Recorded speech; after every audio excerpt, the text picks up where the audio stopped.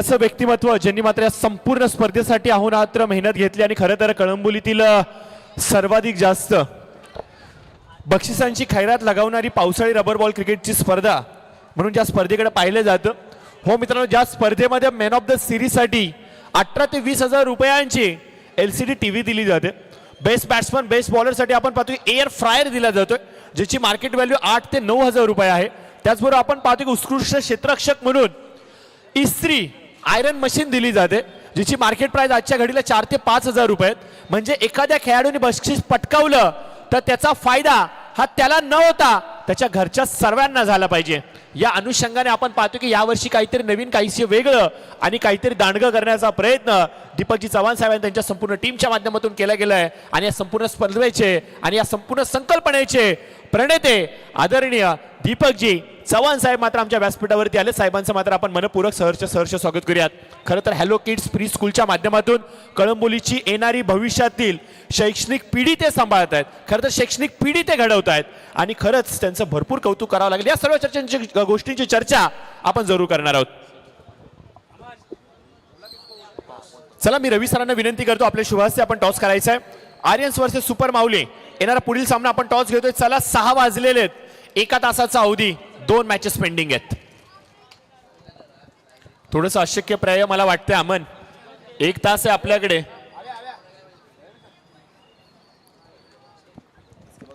चला प्लीज. खरं तर आपण पाहतोय की शेअर मार्केट आणि शेअर मार्केटचं येणारं भविष्य आणि याचा तंत्रशुद्ध अभ्यास केलेलं व्यक्तिमत्व कळंबोलीच्या पटलावरचा शेअर मार्केटचा कळंबोलीचा चाणक्य अर्थात रविप्रसाद सर यांच्या शुभास्ते टॉस घेतला गेलाय.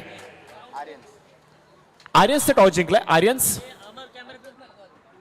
Aryans be ready. बॉलिंग करणार आहात. ओके, निर्णय त्यांनी सांगितलाय. आर्यन्स संघ गोलंदाजी करणार आहे. चालू सामना पुन्हा एकदा जाऊयात. पहिलाच बॉल ओव्हर पिच होता. लॉफ केलाय. क्षेत्ररक्षक तैनात. सनस साठी जोरदार टाळ्या होऊन जाऊ द्यात मित्रांनो. काय कॅच पकडलाय. Yes sons. वाह, कमालीचा कॅच. जबरदस्त रिफ्लेक्शन्स पहा त्याच्या मसल्सचे. काय क्विक रिॲक्शन होती. वेगाने चेंडू आला. एखादा जेट विमान डोळ्याच्या समोर यावं तेवढ्याच वेगाने चेंडू डोळ्याच्या समोर आला. रिॲक्शन क्विक होते आणि ऍक्शन त्याहून अधिक सुंदर होती. फर्स्ट सेकंड थर्ड अटेम्प्ट मध्ये कॅच कंप्लीट केला. कॅच कुणाचा होता. राहुल जाधव यांचा होता. खरं तर एकमेव असा या संघातला तुरुपचा एक्का आहे आनंदा माने सरकार यांचा सर्वाधिक विश्वसनीय पठ्ठा म्हणून ज्याला पाहिलं जातं ना राहुल जाधव, त्याला स्वस्तामध्ये निपटवलं गेलं. टार्गेट जर का सांगायचं म्हटलं तर तब्बल 53 धावांचा आहे. भलं मोठं टार्गेट इथे सेट केलं गेलं परंतु क्रिकेट इथे सर्व काही शक्य आहे मित्रांनो. Everything is possible in cricket. परंतु आल्या आल्या पहिल्याच बॉल वरती मंगेश बागलने दाखवलाय आसमान. रबाडाच्या समोर हा येतोय षटकार. खरं तर अशाच विस्फोटक खेळीची आवश्यकता आहे. टार्गेट किती आहे याचा विचार न करता आता फक्त आणि फक्त प्रत्येक बॉल वरती ठोकायचा आहे. हाच पॅटर्न कदाचित दाखवावा लागेल. क्लोज एन्काउंटर पाहायला मिळते. आता तुषार शर्मा विकेटला थेटून उभे राहिलेत. एक प्रेशर टाकण्याचा प्रयत्न हा यशस्वी होईल का. नेक्स्ट बॉल अगदी समोर. मनगटी ताकदीचा वापर. क्षेत्ररक्षक प्रभात अंबोरे चेंडूच्या खालती परंतु चेंडू त्यांच्या डोक्यावरून पलीकडे. हा येतोय 6 धावांसाठी षटकार.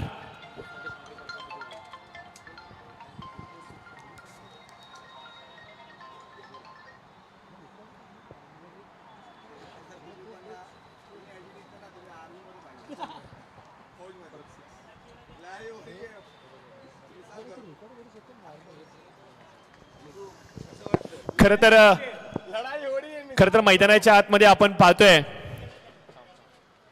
मंगेश बागल आलेत.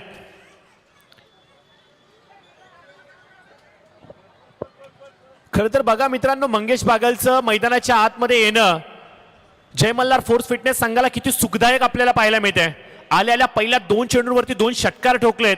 त्याच्यावर कॉन्फिडन्स हा बळावला गेलाय. कदाचित हा खेळाडू या संपूर्ण संघासाठी संकट मोचकाची भूमिका तारणहाराच्या रूपामध्ये पाहायला मिळणार का.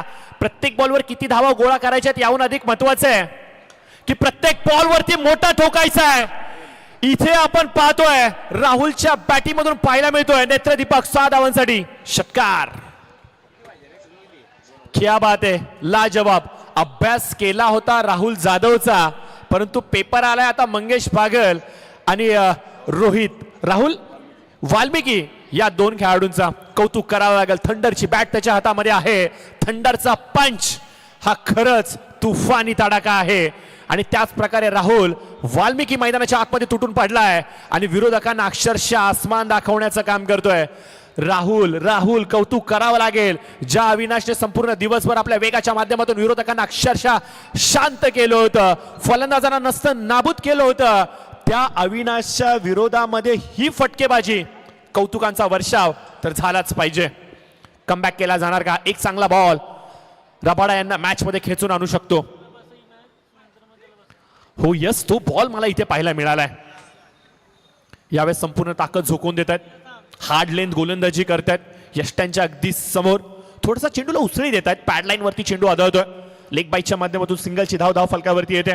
वेगाने सिंगल कव्हर करत असताना 21 रन ऑन स्कोर कार्ड आणि 5 बॉल झालेले आहेत. शेवटचा बॉल निर्णायक बॉल असणार आहे. सिच्युएशन बदलू शकतो हा बॉल. मंगेश यांच्यासाठी वेगवान चेंडू होता. सबमरीन राहतोय. उसळी घेऊ शकला नाहीये. पंचांचा इशारा मात्र इथे येतोय. षटकाचे होते सांगता. पहिल्या षटकाच्या समाप्तीनंतर स्कोर कार्ड वरती आपण पाहतोय 21 लॉस ऑफ 1 विकेट. 53 धावांचा पाठलाग करायचा योगेश. प्रत्युत्तरादाखल 21 धावा आल्या आहेत. समीकरण मात्र बदलत आहे.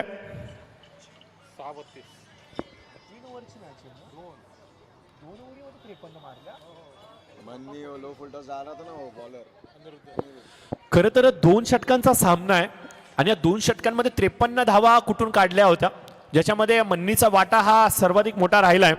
समीकरण आता बदलत आहे. 6 चेंडू 32 ची आवश्यकता. बघा मित्रांनो, 6 बॉल 32 म्हणजे प्रत्येक चेंडूवरती षटकार तुम्हाला टोलवावाच लागेल. आणि तुषार शर्माने पहिल्या सत्रामध्ये 422च्या स्ट्राईक रेटने तब्बल 5 षटकार लगावत जी तुफानी आतिषबाजी केली होती ना, त्याची पुनरावृत्ती तुम्हाला इथे साकारावी लागणार.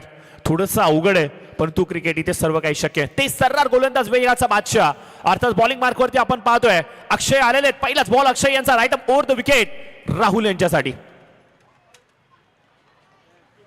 पहिलाच बॉल टप्पा पडल्यानंतर टेक ऑफ घेतोय.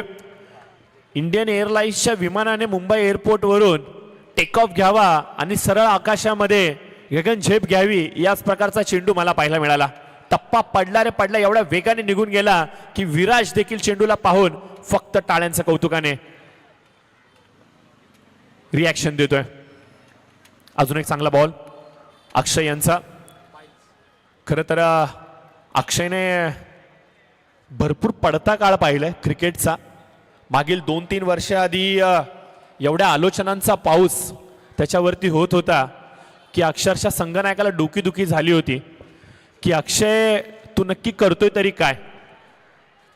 परंतु अशा परिस्थितीमधून देखील अक्षयने ज्या प्रकारे स्वतःला सावरलं, स्वतःवरती टाइम दिला, मेहनत घेतली आणि त्याचीच हीच जिद्द चिकाटी त्याला आता मात्र रॉयल सारख्या संघामध्ये स्थान देते. आणि या संघामध्ये आल्यानंतर आपण पाहतो की त्याचा गेम अधिकचा बहरलेला आपल्याला पाहायला मिळतोय.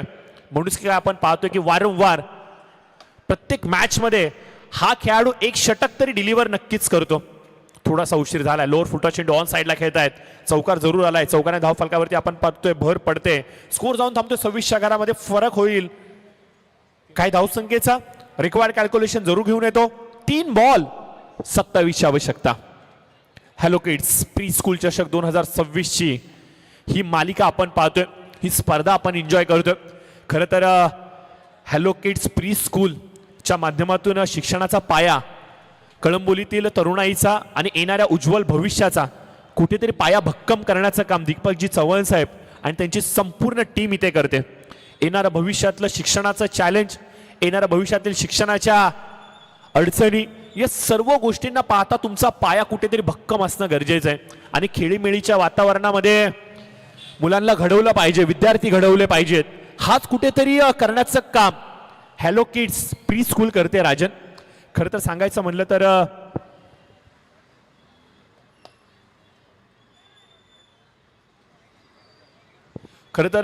राजन सांगायचं म्हणलं तर अॅन्युअल इव्हेंट मागील 2-3 वर्षांपासून तुम्ही स्वतः कव्हर करताय आणि ज्या प्रकारचा अॅन्युअल इव्हेंट असतो, मी तर एवढंच म्हणेन की एखाद्या इंटरनॅशनल शाळेमध्ये देखील कार्यक्रम नाही तेवढे मोठे कार्यक्रम ते करतायत. बघता बघता कळंबोलीमधून झेप रोडपालीकडे गेली, रोडपालीमधून झेप आता उलवेमध्ये आलेत आणि जवळजवळ आपण पाहतोय की 3 शाखा आणि 3 शाखेचे ते संचालक झालेत आणि खूप अभिमानाची गोष्ट आहे. आणि येणाऱ्या भविष्यामध्ये खारघर सारख्या सिटीमध्ये देखील आपल्याला हॅलो प्री स्कूलची एक शाखा पाहायला मिळणार आहे.